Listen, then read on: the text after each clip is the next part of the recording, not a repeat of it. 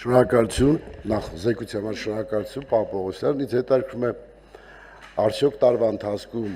եղել են քաղաքացիներ, որոնք դիմել են Հայաստանի Հանրապետության քաղաքացիություն ստանալու խնդրանքով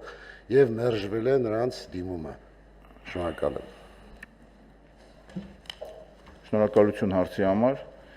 Հանրապետության քաղաքացիության շնորհման գործընթացները, ինչպես գիտեք, սահմանադրական կարգավորումներից բացի կարգավորվում են նաև քաղաքացիության մասին օրենքով։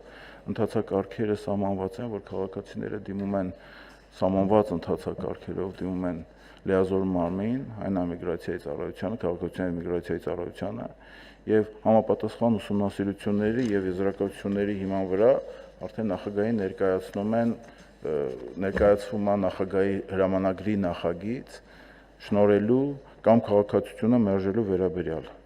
Մասնավորապես 2025 թվականի ընթացքում մերժվել են 805 անձանց քաղաքացիության շնորհելու վերաբերյալ դիմումները։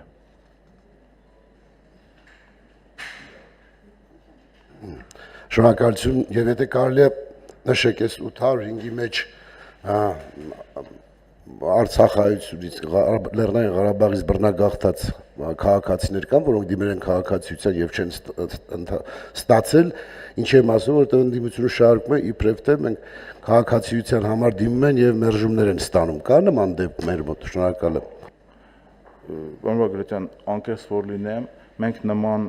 վիճակագրություն չենք վարում, բայց իմ ունեցած տեղեկատվությամբ գրեթե բացառվում են նման դեպքերը, որովհետև միգրացիա եւ քաղաքացիության ծառայությունը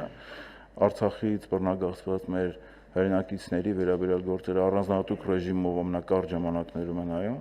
եւ ես իմ հիշողության մեջ չկա դեպք, որ նման դիտարկումներ լինեն։